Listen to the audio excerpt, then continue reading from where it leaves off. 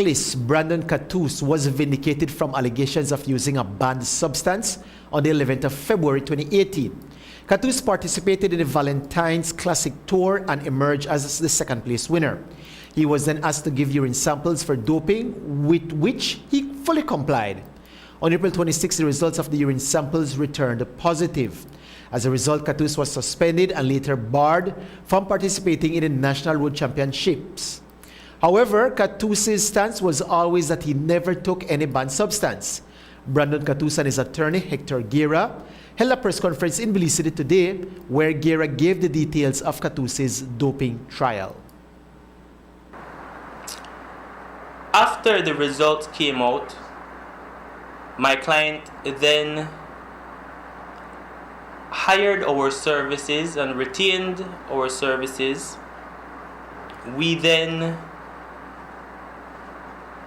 agreed to partake in arbitration proceedings.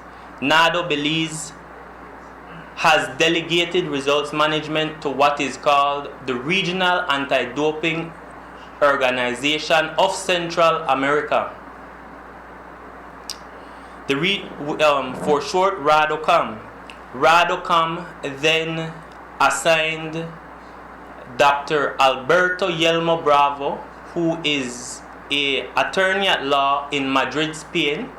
He holds a doctorate in sports law and is versed in doping law.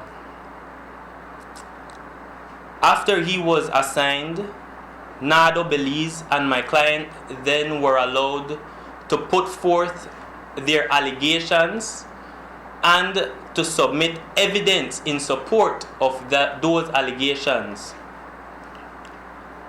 The submissions and the evidence in support was submitted after having reviewed all the evidence and all the circumstances along with the submissions made by both parties. Dr.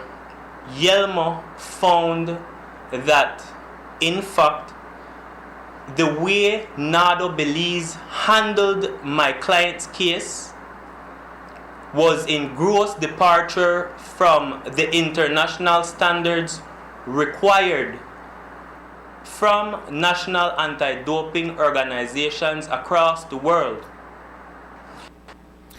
According to Guerra, after Cattouse's samples were taken, they were reportedly taken to the private home of the National Anti-Doping Organization director, where they were stored for several days.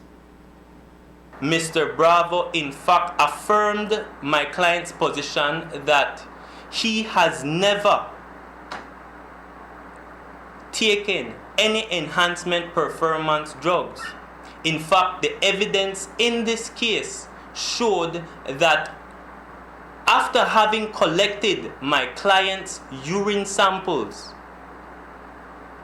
those samples were taken to the private dwelling of the director of NADO Belize, and it was kept there for almost 4 days, unaccounted for, without any document to show who had access to those urine samples, where exactly the urine samples were kept. Cattouse told the media that he is glad to be back on the road racing after his vindication. Well, I'm just glad for the back and I could race again. You know, I feel a weight lifted off of me for the suspension, you know, because I might miss all of the previous race where they may have and the world champion to come up on Sunday. So I could ride back, so I'm very happy that you know, everything get back to normal. And we don't want this not happen again, you know, like to somebody else or our next cyclist or other athlete in our next sport or something like that. Cattouse says there are no hard feelings between the Belize Cycling Federation and himself.